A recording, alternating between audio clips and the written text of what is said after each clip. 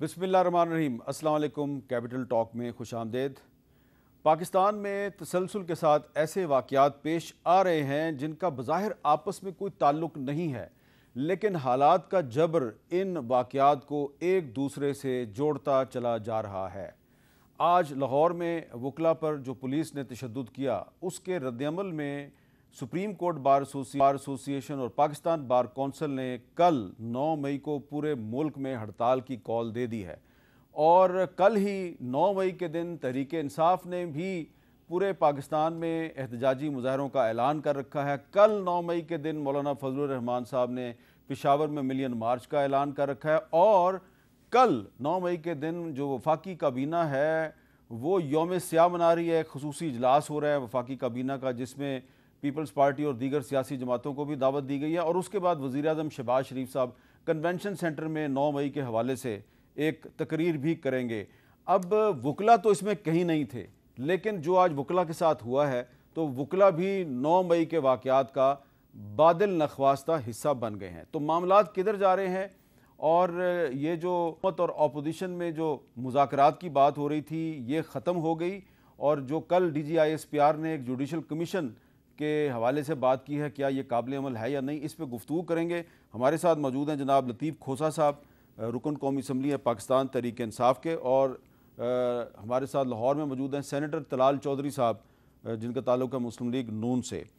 चौधरी साहब, मैं ज़रा आपको सुनवाना चाहता हूँ कि पाकिस्तान की जो वकला की सबसे बड़ी बॉडी है सुप्रीम कोर्ट बार एसोसिएशन, उसके सरबराह शहजाद शौकत साहब जो हैं वो आज क्या कह रहे हैं। जब वकला के साथ लाहौर में पुलिस ने ज्यादती की तो वो क्या कह रहे हैं, ज़रा सुने। अफसोसनाक बात वो हुकूमत है जो पंजाब में बैठी हुई है, वो जिस तरह इक़्तिदार में आए हैं हम सब जानते हैं। और आज चीफ जस्टिस की ब्लैकमेलिंग में आके वो वकला के ऊपर शलिंग और लाठी चार्ज करवा रहे हैं। हमारी अब भी अदब से इस्तदा है कि अक्ल व खिरत का दामन थामे हुकूमत पंजाब भी और ये हाई कोर्ट भी। हम तमाम पाकिस्तान के वकला को लाहौर में इकट्ठे होने की कॉल देंगे और फिर हालात किसी के भी कंट्रोल में नहीं रहेंगे। तलाल चौधरी साहब, आप नहीं समझते कि जो लाहौर में आज पुलिस ने जो किया है तो एक तरह से ज़बरदस्ती जो है वकला को मजबूर कर दिया कि वो भी 9 मई को पूरे पाकिस्तान में हड़ताल की कॉल दे दें, तो ये मामलात बातचीत से भी तय हो सकते थे, बातचीत क्यों नहीं की गई? बिस्मिल्लाहिर्रहमानिर्रहीम। मीर साहब, मैं ख़ुद भी वकील हूँ और मेरा ज़्यादा हमदर्दी भी वकला के साथ है, लेकिन आपने जो कहा कि पुलिस तशद्दुद हुआ है, ये बात ज़रा उससे उल्टी है। अच्छा। 13 पुलिस ऑफिसर्स और जवान ज़ख्मी हुए हैं। कोई मामला सूबाई हुकूमत का नहीं, मामला chief justice Lahore high court या जज साहिबान का और वकला का आपस में। हमारा काम या हुकूमत का काम जज साहिबान की अदालतों की इज़्ज़त की हिफाजत, जज साहिबान की भी, हाई कोर्ट्स की भी, और वकला का जो हक है कि वो एहतजाज कर सकें वो भी। लेकिन तशद्दुद करना मुनासिब नहीं है। 13 लोग ज़ख्मी हैं। मेरा कोई वकील भाई उस तरह ज़ख्मी नहीं हुआ, फुटेजें मौजूद हैं।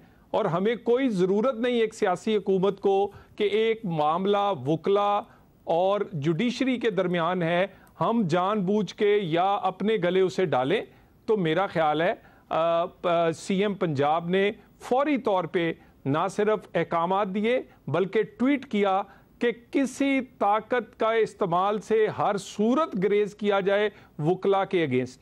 और उसी पॉलिसी को पुलिस ने आगे चली, लेकिन मजबूरन किसी जगह पर ये जो इकदाम उठाया वो अदालतों के तहफ़्फ़ुज़, चीफ जस्टिस, जज साहिबान के तहफ़्फ़ुज़ और वकला के दरमियान अपना रोल प्ले करते, अपना फ़र्ज़ निभाते हुए।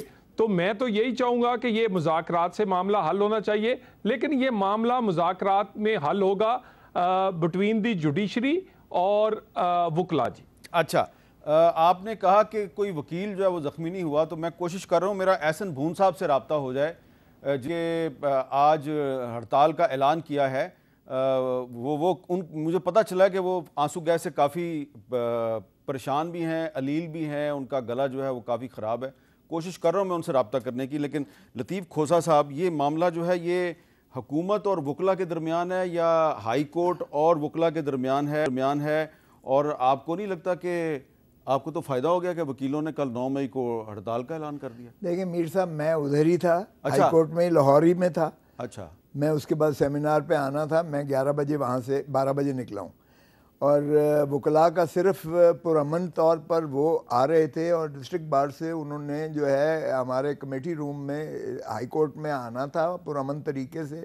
और उसके बाद जो है एक जो नालिश करना थी, मिलना था chief justice Lahore high court को, उस सिलसिले में उन्होंने वो जो वकला पे दहशतगर्दी के मुकदमात हैं वो ख़त्म करें।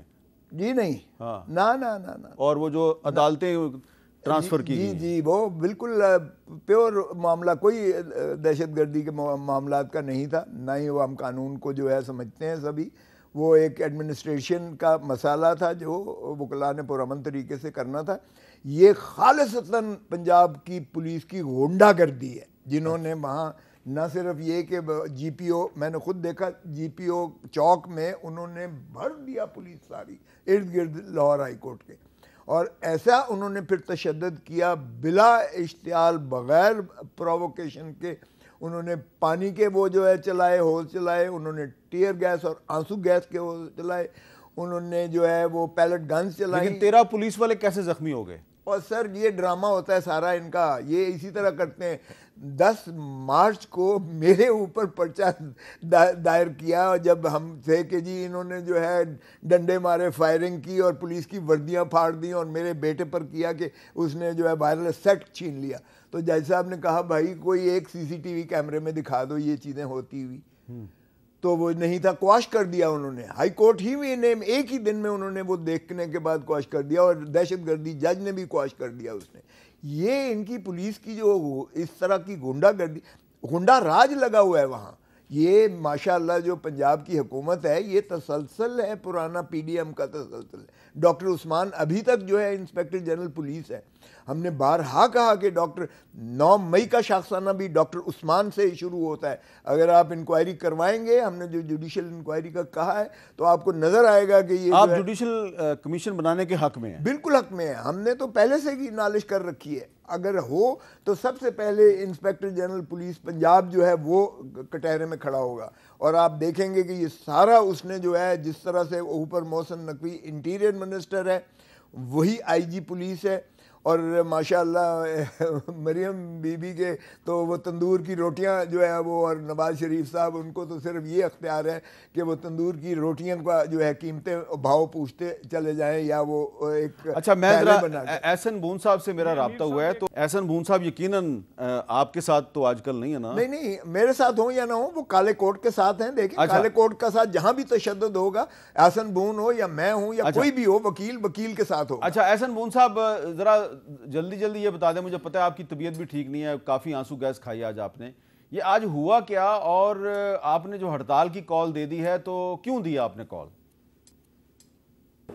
पुलिस ने बेतहात तशद्दुद किया, लाठी चार्ज किया, आंसू गैस फेंकी, और इतनी जहरीली गैस थी कि मैं वहाँ फेंट होकर गिर पड़ा।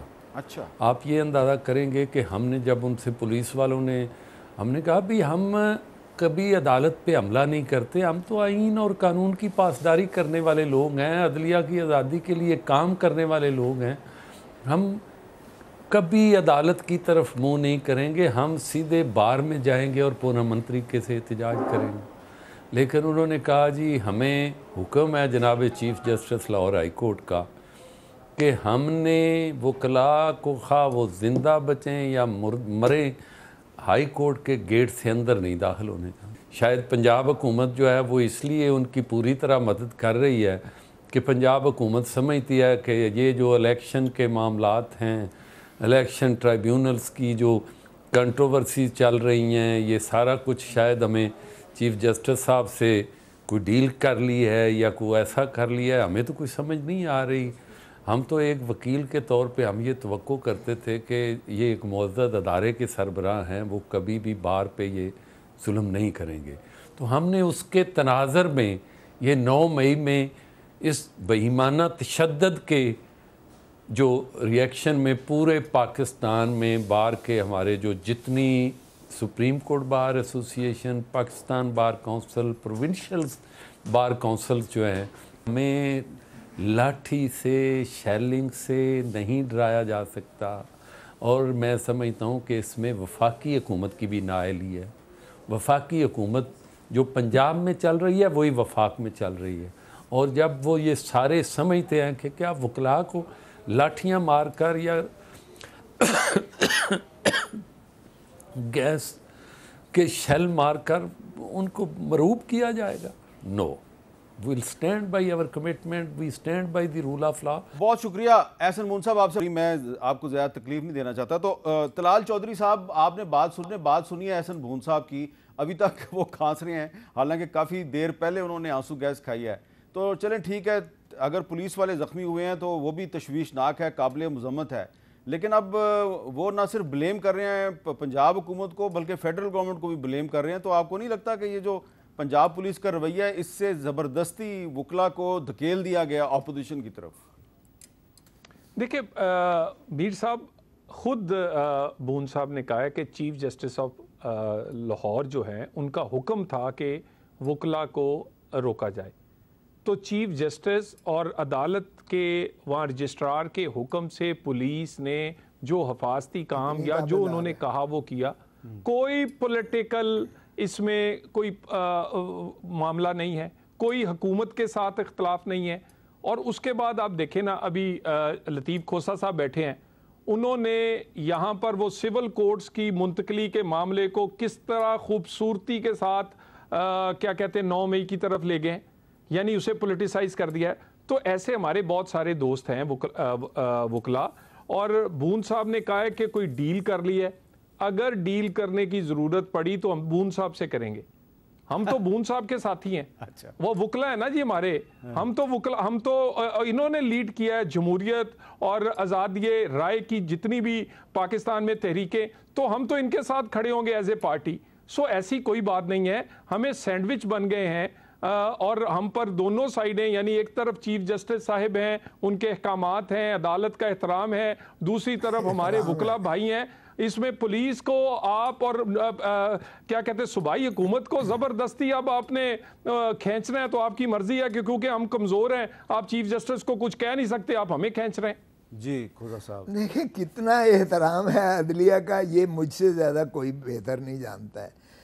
जब चौधरी परवेज़ इलाही साहब को जो है एक ब्लैंकेट कवर मिला कि उनको 19 तारीख तक गिरफ्तार किसी केस में नहीं करना, ना ही मेंटेन MPO में करना है, तो मैंने जब चीफ जस्टिस साहब को कहा, अपना जज साहब को कहा कि जनाब ये तो पुलिस, आपने तो हुक्म किया है लेकिन पुलिस ही पुलिस है यहाँ, उन्होंने बुला के अपने रजिस्ट्रार को और DIG को बुला के कहा कि ये मेरा ऑर्डर है, ये ले जाओ और इनको घर बाहिफाजत छोड़ के आओ।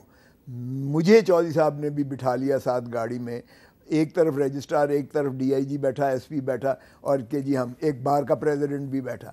ये हाई कोर्ट की जितनी तजलील कर सकते थे वहाँ इन्होंने मुंडा से मारे हुए। अब DIG साथ बैठा हुआ है, SP साथ बैठा हुआ है, वहाँ माल पर आगे जाकर जब हम नहर की तरफ मुड़े हैं तो वहाँ ब्लॉक करके, और DIG साहब कहते हैं खोसा साहब आप ज़रा इधर तशरीफ़ ले आए, मुझे उतारा और चौधरी परवेज़ इलाही को जिस तरह वो टंगो टोकरी की कहने ने, यानी टांगों से और हाथों से पकड़ के जिस तरह मुंडा से मारे हुए लोगों ने DIG की सरबराही में, वदियत में उसमें बिठा के और जिस तरह से उसमें फेंका, ये अदलिया की इज़्ज़त की बात करते हैं, पंजाब पुलिस की बात कर रहे हैं। ये वही तसलसल है जो आसन बून ने कहा है, ये वही कंटिन्यूटी है। माफ़ कीजिएगा, मोहसिन नकवी साहब भी वही जो है वो वज़ीर हैं जो इंटीरियर मिनिस्टर साहब हैं, और वही IG साहब हैं और वही एडमिनिस्ट्रेशन चल रही है। वरना चीफ मिनिस्टर जब कोई नया आता है तो हमेशा ये चीज़ें बदलती हैं, लेकिन कोई ऐसा तब्दीली नहीं आई है। और फिर चीफ जस्टिस ने खुद इनसे मांगे हैं कि 6 हमें जजेस और दे दें ताकि ट्राइब्यूनल 158 केसेस हैं जो ट्राइब्यूनल ने फैसला करने हैं, ताकि वो सूरत से फैसला हो सके। 6 उन्होंने एडिशनल जजेस मांगे हैं, हुकूमत नहीं दे रही है, उन्हें नहीं दे रही है और जानबूझकर नहीं दे रही है, इसलिए ताकि वो ना हो जाए। क्योंकि हमें आपने देखा कि सुप्रीम कोर्ट ने हमें मखसूस नशिस्तें उनको जो है निकाल दिया, इनकी जो बड़ी इन्होंने बांगे दोहल बढ़ के मारी थी। अब अगर 100 सीटें और हमारी ट्राइब्यूनल के ज़रिए रिस्टोर हो जाती हैं तो ये तो माशाअल्लाह जी प्राइम मिनिस्टर साहब भी जाते हैं और चीफ मिनिस्टर अच्छा, भी जाते हैं। तलाल चौधरी साहब, आप कह रहे हैं कि आप सैंडविच बने हुए हैं, तो लेकिन ये जो इनका एक नुक्ता है कि जो निगरान हुकूमत के दौर के आईजी साहब हैं वही अभी तक कंटिन्यू कर रहे हैं और कुछ सरकारी अफसरान भी वही हैं जो कंटिन्यू कर रहे हैं, इसकी क्या वजह है? देखिए मीर साहब क्या करें कि भी सारे अफसरान जो निगरान हुकूमत के हैं उनको मुल्क से कहीं बाहर भेज दें। अगर कोई मेरिट पे या कोई काम कर रहा है, हम सिर्फ इसलिए बदलें क्योंकि अब हम इक़्तिदार में आ गए हैं, KPK की तरह का हमें मर्जी का CS चाहिए, जो मेरा मतलब है, और मर्जी का IG चाहिए, और कोई ऐसा आदमी नहीं चाहिए जो कि, तो हम उनकी परफॉर्मेंस पे और उसके बाद बदलने की ज़रूरत पड़ेगी तो ज़रूर बदलेंगे, लेकिन इस शौक से तो बदलने का कोई तुक नहीं कि क्योंकि अब हम आए हैं तो हर चीज़ ही हमने नहीं लगानी है।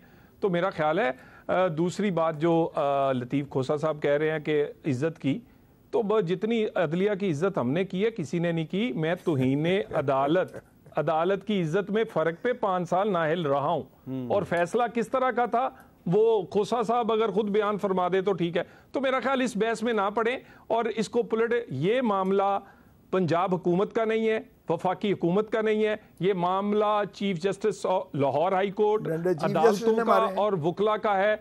हम दरमियान में दोनों की तहफ़्फ़ुज़ के लिए हैं और हम नहीं चाहेंगे किसी सूरत के पंजाब में एक ऐसा इशू बने जो कि एक नॉन इशू है और वो इशू बन जाए। अच्छा, अभी खोसा साहब ने बात किया जी कि जो 9 मई के वाक़यात हैं उसकी इंक्वायरी के लिए एक जुडिशल कमीशन बनना चाहिए। कल DG ISPR ने भी इस हवाले से बात की है और उन्होंने ये भी कहा है कि अगर बातचीत करनी है, अगर तहरीक इंसाफ ने बातचीत करनी है तो उसके लिए उन्होंने एक कंडीशन पेश किया और उस पर रद्दमल भी आ गया है। जो असद कैसर साहब है उनका रद्दमल भी आ गया। तो ज़रा दोनों बयानात आप ज़रा सुन लें। इसी कौम की फ़ौज के बारे में धमकियां दे, प्रोपेगेंडा करे, तो उससे कोई बातचीत नहीं करे। ऐसे सियासी इंतशारी टोले के लिए सिर्फ एक ही रास्ता है कि वो सिद्ध के दिल से माफ़ी मांगे कौम के सामने और ये वादा करे कि वो नफरत की सियासत को छोड़ के तामीरी सियासत में हिस्सा ले। अल्लाह माफ़ करे, अब अपने बाप से नहीं माफ़ी मांगते तो किसी और से क्या माफ़ी मांगेंगे। ये DG ISPR का जो बयान है उसका जो जवाब आया है जो असद कैसर साहब ने दिया, ये इस तरह देना चाहिए। मीर साहब, मेरे ख्याल में माफ़ी उनको मांगनी चाहिए जो माफ़ी तलबगार हैं, उनको मांगनी चाहिए। 35 साल तो आपने मार्शल लॉ इस मुल्क पर लगाए रखा।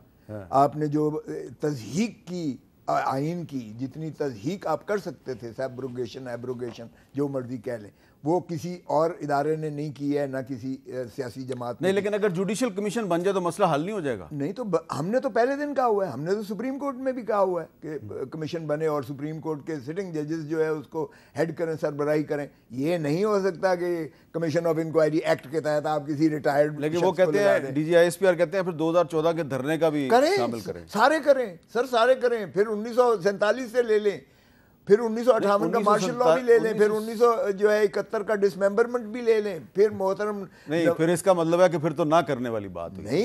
लेकिन आज इमरान खान साहब ने जो साफियों से गुफ्तगू की है वो कह रहे हैं 2014 के धरने की इंक्वायरी कर लें आप।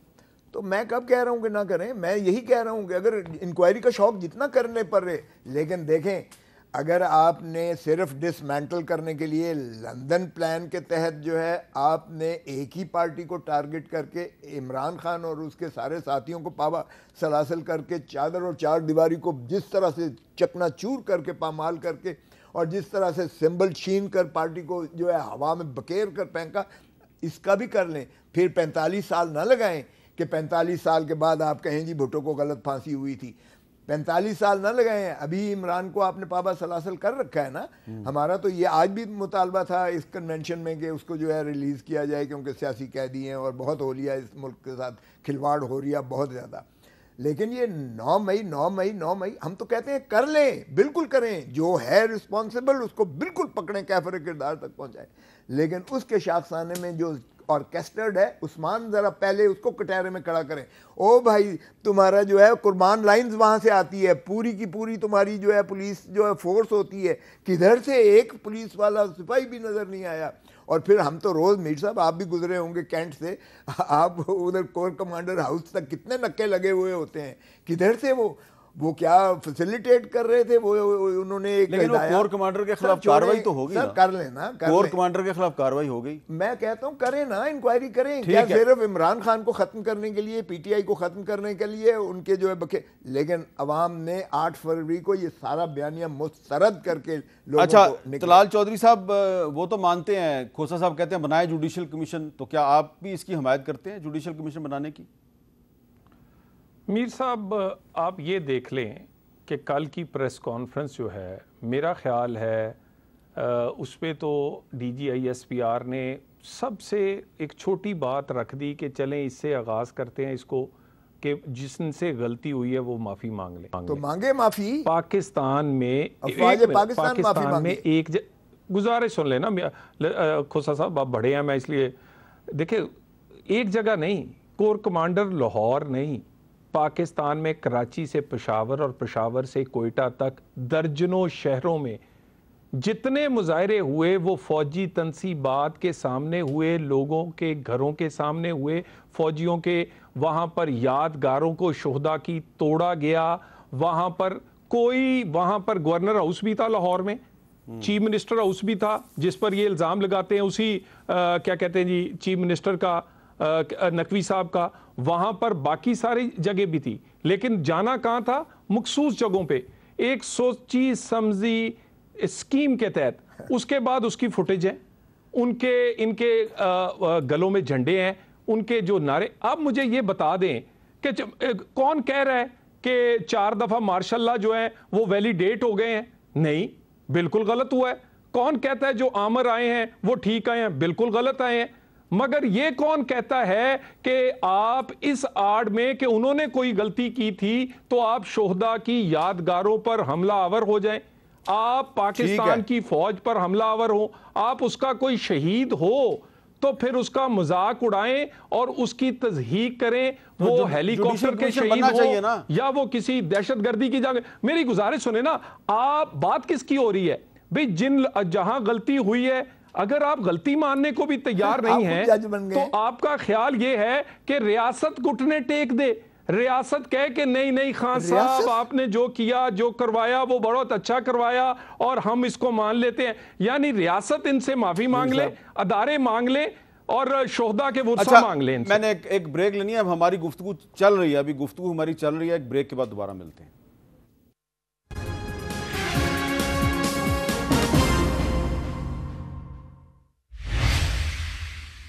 कैपिटल टॉक में दोबारा खुशामदीद। खोसा साहब, आप बार बात कर रहे हैं कि जो इस मुल्क में जो मार्शल लॉ लगे, बिल्कुल आपने हमेशा मार्शल लॉ की मुखालफत की, लेकिन जब आपकी पार्टी की हुकूमत थी, जब इमरान खान साहब वज़ीर आज़म थे, तो एक जज साहब जो हैं उन्होंने एक फ़ौजी डिक्टेटर जो है उसको सज़ा सुनाई, तो आपकी पार्टी का जो वज़ीर कानून है और वज़ीर इत्तलात हैं, उन्होंने मुश्तरका प्रेस कॉन्फ्रेंस करके कहा ये जज ज़हनी मरीज़ है, इसकी आप भी तो गलती का एतराफ़ करें। एक मिनट पहले तो ये तलाल चौधरी साहब की मैं तस्हीह करता चलूँ कि रियासत अफवाज पाकिस्तान रियासत नहीं है, एस्टैब्लिशमेंट रियासत नहीं है। आर्टिकल 243 के तहत वो सबॉर्डिनेट है, वो तो सर्विस है भाई। अच्छा जी, आप आर्टिकल 7 में देख लें, रियासत की तारीफ की गई है। रियासत अवाम को सिर्फ और सिर्फ मुक्तदर करता है, नीचे से डिस्ट्रिक्ट असेंबली से डिस्ट्रिक्ट गवर्नमेंट, प्रोविंशियल असेंबली से प्रोविंशियल गवर्नमेंट, पार्लियामेंट से फेडरल गवर्नमेंट, जो अवाम ही के मुंतखब नुमाइंदों से माखज़ है। यही रियासत है सिर्फ और सिर्फ।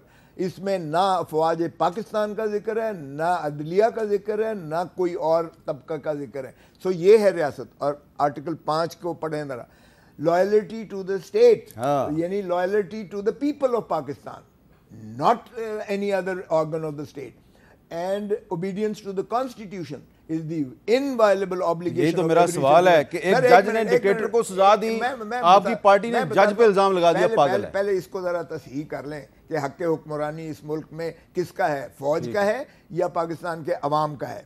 सो एक बात तो रियासत पाकिस्तान की अवाम है, इदारा रियासत इदारा है ही नहीं, वो सर्विस ऑफ पाकिस्तान है, और सर्विस वो है जो अवाम के। लेकिन ये भी तो माने कि आपकी पार्टी जब हुकूमत में होती है तो डिक्टेटर को सपोर्ट क्यों करती है? मैं बताता हूं, मैं उस वक्त इस पार्टी में नहीं था, मैं डिफा भी नहीं कर। अब आपने क्लियर कर दिया अपने आप को। मैं डिफेंड भी नहीं कर रहा तो, लेकिन आप कहें कि वो गलत था। ओ, मैं कब कह रहा हूं, वो बाजवा साहब जो चला रहे थे, या एस्टेब्लिशमेंट जो इंटरफेयर करती चली आ रही है, ये तो 76 साल पर मुहित है। आप जरा देखें तो सही, मैंने तो कहा है अगर किसी को माफी मांगना है तो उनको माफी मांगना चाहिए जिन्होंने इस मुल्क की तबाही का बायस, और उनको भी माफी मांगना चाहिए जिसने बाजवा साहब को एक्सटेंशन दी।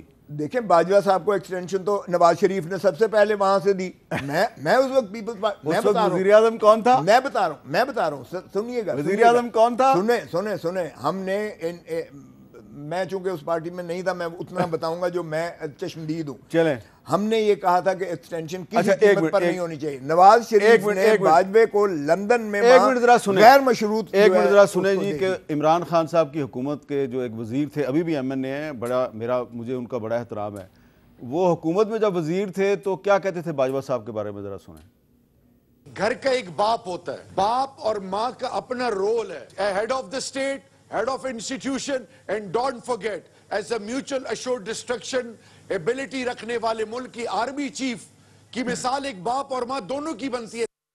आर्मी चीफ बाप भी होता है, माँ भी होता है, माँ भी होता है। बहरहाल खोसा साहब से मैंने काफ़ी बहस कर लिया, लेकिन तलाल चौधरी साहब, गलतियों की बात हो रही है जी, तुम गलती मानो, तुम गलती मानो, लेकिन क्या ये एक अच्छा काम नहीं होगा कि मुस्लिम लीग नून और पीपल्स पार्टी और तहरीक इंसाफ तीनों ये गलती मान लें कि हमने जो 2019 में आर्मी चीफ जनरल बाजवा को जो एक्सटेंशन दी थी, तीनों ने मिलके हमने गलती की थी, हमें ऐसा नहीं करना चाहिए था। मीर साहब, गुजारिश ये है कि जो चार्टर ऑफ डेमोक्रेसी हुआ, हमने तो उसमें गलतियां मानकर तस्लीम करके फिर उसके बाद अगली बात की, और आइंदा भी जो गलतियां हुई हैं बिल्कुल मानने को तैयार हैं। लेकिन अगर सियासतदान हाथ भी मिलाने को तैयार ना हो और फिर आप मुझे ये बताएं तो कैसे ये सारे इकट्ठे, हमने तो मसाके मईशत की बात की तो हमारा मजाक उड़ाया गया, यहाँ पर खान साहब अपोजिशन में हो, हुकूमत में हो, वो इंडिया हमला कर दे या कोई और, उनकी ईगो इतनी ज्यादा है कि वो कहते हैं जी कि इन लोगों से मैंने हाथ नहीं मिलाना या मिलना नहीं। अब वो अपोजिशन में है तो वो असेंबली में बैठने को तैयार नहीं थे, इस्तीफे दे दिए, असेंबलियां तोड़ दी। यानी चाहते हैं या मैं इक्तदार में हूं या मैं अकेला इस पाकिस्तान पर हुक्मरान हूं, बाकी कोई उन्हें मंजूर नहीं। तो जब तक ये स्पिरिट नहीं होगी, जब ये दूसरों को तस्लीम नहीं करेंगे, चले कोई इनसे मकबूल होगा, कोई इनसे कम मकबूल होगा, कोई छोटी जमात है, कोई बड़ी, लेकिन पाकिस्तान में उनकी हैसियत है जी, तो ये तस्लीम करेंगे तो बात आगे बढ़ेगी। हाँ, गलतियां माननी चाहिए। मैं तो कहता हूं पार्लियामेंट बैठी है अभी भी, वहां मिलकर, और जहां पर इन्होंने मिलना होता है मिल जाते हैं। कमेटियां बन रही हैं, बड़े सलूक से बन रही हैं, बाकी और बहुत सारी चीजें हैं, उनमें चीजें चल रही हैं। बाकी बार मामला ये है कि खान साहब सिस्टम को चलने नहीं देना चाहते, अपने अलावा देखना ही नहीं चाहते। जैसे ही सिस्टम से निकले थे, पंजाब असेंबली तोड़ दी, केपी तोड़ दी, वफाक से इस्तीफे दे दिए, अब भी वो अंदर से डिक्टेशन देते हैं और जो बना बनाया माहौल होता है उसको तबाह कर देते हैं। अच्छा, अब यहाँ पे एक और भी सवाल खोसा साहब, ये जो सवाल है ये तो वैलिड है, इससे आप ये नहीं कह सकते कि मैं उस वक्त पार्टी में नहीं था। 8 फरवरी के बाद आप भी माशाल्लाह MNA बने हैं और भी आपके बहुत से MNA बने हैं, तो कौमी असम्बली की जो पब्लिक अकाउंट्स कमेटी है उसकी सरबराही के मसले पे आपकी पार्टी में जो फटा पड़ा हुआ है, और शेर अफजल मरवत साहब एक बयान दे रहे हैं, उसके जवाब में आपकी पार्टी के तर्जुमान दूसरा बयान देते हैं। आप नहीं समझते कि मौजूदा सूरत हाल में ये जो कशमकश है, इससे ये लग रहा है कि आपकी पार्टी जो है वो जदोजहद से ज्यादा ओहदों में दिलचस्पी रखती है? नहीं बाबा, शेर अफजल मरवत अनगाइडेड, मतलब एक जज्बाती हमारा है, हॉक्स समझ लें, वो ऐसे बातों का जो है जोश खिताबत में कुछ ऐसी बातें कर जाते हैं, लेकिन वो पार्टी की पॉलिसी नहीं होती है। उसने आज इल्ज़ाम लगाया कि ये सऊदी हुकूमत को खुश करने के लिए मुझे नहीं दे रहे। अच्छा, ये बहुत ही गैर जिम्मेवाराना जो है जुमले हैं, फ़िक्रे हैं, जिसको बिल्कुल पार्टी की एक शख्स भी उसकी तायीद करने को तैयार नहीं है। सो अगर ये उनका ज़ाती एक इम्प्रेशन है या उनका बयान है तो ये उन्हीं से पूछिएगा, लेकिन मैं बड़े वसूख से कह सकता हूँ सऊदी अरब हमारा बहुत ही अजीज़ और प्यारा दोस्त है, हमारा हमेशा का दुख दर्द का साथी है। हमने उनके साथ जो है हर चीज़ देनी है, हमारा किबला काबा हर चीज़ जो है वहाँ है, इसलिए सऊदी अरब का कोई ऐसा रोल है ही नहीं है। तो बाकी रहा ये है कि ये जिस पर खान साहब करेंगे, खान साहब ने एक कमेटी बना दी, पॉलिटिकल कमेटी, उसमें 9 वोट जो है वो एक और को पड़े, 7 इसको पड़े, सो उन्होंने जो है आगे से रिकमेंडेशन अपनी खान साहब को दे दी है। अच्छा। खान साहब उस पर जो फैसला करेंगे वो 9 के हक में करते हैं, वो भले इसके हक में करते हैं, किसी इसका मतलब है उमर अयूब और शिबली फराज का वोट जो है वो शेख वकास अकरम को चला गया, तो इसलिए शेर अफजल मरवत जो है वो उन दोनों के खिलाफ हो गए हैं। एक वक्फा लेते हैं, वक्फे के बाद दोबारा मिलते हैं।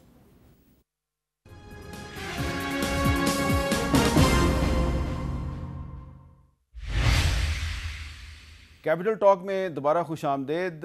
आज human rights commission of Pakistan ने 2023 के जो इंसानी हकूक़ हैं उसके बारे में एक रिपोर्ट जारी की है, स्टेट ऑफ ह्यूमन राइट्स इन 2023। ये रिपोर्ट है, ये आज रिलीज़ की गई है। बहुत कंप्रीहेंसिव रिपोर्ट है जिसको मैं सारी की सारी तो आपके सामने पेश नहीं करता, लेकिन इसमें जो अहम तरीन बात है इस रिपोर्ट में, जो एक ख़तरे की घंटी है, वो ये है कि 2023 में 700 दहशतगर्द हमले हुए हैं जी पाकिस्तान में, और उनमें 1524 अफराद जो हैं वो जाँ भाग हुए हैं, 1463 ज़ख्मी हुए हैं, और ये तादाद पिछले 6 साल की बुलंद तरीन सतह है, यानी कि ये हाईएस्ट नंबर है।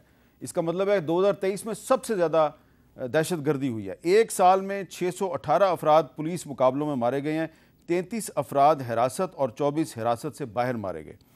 226 खवातीन गैरत के नाम पे कत्ल हुई हैं, और इसके अलावा औसतन 11 बच्चे रोज़ाना ज़्यादती का शिकार होते हैं।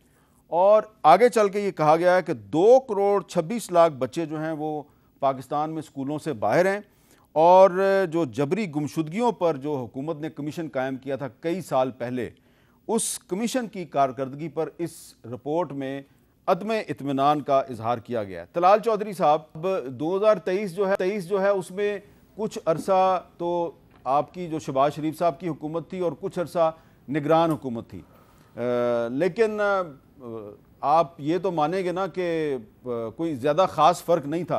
लेकिन बसीयत एक पाकिस्तानी हुकूमत किसी की भी हो, अगर दहशतगर्दी के वाक़यात में इतना ज़्यादा इजाफा हो रहा है, 6 साल की जो हाईएस्ट सतह पे नंबर आ गया, तो ये बाइस तशवीश नहीं है? मीर साहब, बहुत ही तशवीश है, और इसकी कॉस्ट हमने पहले बहुत पे की है। और ये दहशतगर्दी जो है वो ये घंटों में या दिनों में, हफ्तों में नहीं बढ़ती, इसके लिए पूरा एक टाइम लगता है। और आप ये देख लें कि जब 2013 में हमने हुकूमत ली थी तो 1.5 दर्जन दहशतगर्दी के वाक़यात धमाकों समेत रोज़ होते थे, और अल्हम्दुलिल्लाह सारी पार्टियों को साथ बिठाया है, नेशनल एक्शन प्लान बना, सारे सूबों को साथ लेकर चले, एक मुश्किल तरीन फ़ैसले किए, और 2018 में पाकिस्तान में फाटा में पाकिस्तान का परचम लहराया, कोयटा में, कराची में अमन हुआ, सारी पार्टियों को साथ लेके नून, और उसके बाद इस पर हमने काम छोड़ दिया अफसोस से। और फिर हमने ऐसे फैसले किए, और उसमें कई काबुल में चाय पीते हुए किसी ने कुछ फिक्रा कह दिया, किसी यहाँ पर वज़ीर आज़म जो खान साहब थे उन्होंने कहा कि मेन स्ट्रीम में लाने के लिए बहुत सारे लोग छोड़ दिए गए, इस तरह की पॉलिसीज़ बनी और गवर्नमेंट की तवज्जो नहीं रही। उसके बाद फिर ये हालात हुए, तो ये दोबारा बैठना पड़ेगा। और ये अफसोसनाक बात है कि वो दहशतगर्दी जो ख़त्म हो गई थी आज फिर उसी तरह अरूज पर पहुंच रही है हर जगह पर। लतीफ़ खोजा साहब, ये जो human rights commission of Pakistan की एनुअल रिपोर्ट सामने आई है, तो इसमें जो टेररिज्म के हवाले से जो फिगर्स हैं इतनी तशवीशनाक हैं, आप नहीं समझते कि सियासतदानों को पार्लियामेंट में एक दूसरे से लड़ने की बजाय इस अहम तरीन कौमी मसले पर डिबेट करनी चाहिए कि how to tackle this issue? देखिए मीर साहब, बुनियादी तौर पर तो ये एजेंसीज़ का काम होता है प्रोटेक्शन करना। ये इन्फिल्ट्रेशन अगर अक्रॉस द बॉर्डर उधर से हो रही है या BLA या कोई इंटरनल कोई ऐसी तंजीमें हैं तो भी इन्हीं का फेलियर है। और जब आपकी जो है ये एस्टेब्लिशमेंट सियासत में पड़ जाए और फॉर्म 47 ये तब्दील करने में पड़ जाए और हर दफ्तर में हर ज़िले में ब्रिगेडियर या कर्नल बैठ के तो फैसले करवाए, तो फिर आपकी एस्टेब्लिशमेंट तो आ गई या बिजनेस में पड़ गई, मिलबिस, मिलिट्री इन बिजनेस, या फिर आपकी जो है गवर्नेंस में पड़ गई। और गवर्नेंस और बिजनेस जो है ये संगम से होती है, अपने मनपसंद ये स्टूजेस को हुकूमत में ले आते हैं और उनके संगम के साथ फिर ये इकॉनमी पे भी जो है इस तरह से करते हैं। तो ये रोल डिफाइन कर लें खुदारा। तलाल चौधरी साहब से मैं कहूँगा खुदारा अपनी पार्टी के अंदर ये ज़रा आइन पर अमलदारी कर लें और जो जिनका रोल मुतय्यन है उसी के दायरा हदूद व क़यूद में रखें, मत दें अपनी दाढ़ी दूसरों के हाथ में। अब अगर ये होगा तो फिर ऐसी ही रिपोर्ट आएगी। अच्छा तलाल चौधरी साहब इसका क्या जवाब देंगे आप? मीर साहब गुजारिश ये है, हर जगह हम ना घसीट लाते हैं वो जी इंटेलिजेंस एजेंसियां, फौज। नेशनल एक्शन प्लान 20 नुकात पे था, ज्यादातर नुकात वो सिविल नोयत के थे, सूबाई और वफाकी हुकूमत की को डील करने वाले थे। देखिए जब तक पॉलिटिकल पूरी फोर्सेस पीछे ना खड़े हों सारे, तब तक कोई जंग कामयाब नहीं होती। उसके बाद वो नेशनल एक्शन प्लान कामयाब हुआ। माने कि अगर सूबा केपी का एंटी टेररिज्म पुलिस डिपार्टमेंट किराए की बिल्डिंग में हो और वहां पर वो तवज्जो ना हो, भर्ती ना हो, तो उसके बाद फिर अगर पैदा हो तो हम कहें जी क्योंकि एजेंसियों में। मेरा खुदा के लिए नेशनल एक्शन प्लान है, इस पर अमल के लिए इसी तरह ओपेक्स कमेटियां बनी थी। उसके बाद एक फोकस था, वो फोकस खत्म हुआ है। उस फोकस को खत्म होने की वजह से ये हुआ है। और सिविल हुकूमतें और सियासी जमातें जब तक पीछे खड़ी ना हो तो कोई भी एजेंसी, कोई भी अदारा कामयाब नहीं होता। आए हमारे साथ खड़े हो, आए केपी हुकूमत बाकी छोड़े, दहशतगर्दी पे तो आए ना जी। हम इजलास बुलाते उसमें भी नहीं आते, यानी सीएम उसमें नहीं आना पसंद करते जिसमें दहशतगर्दी।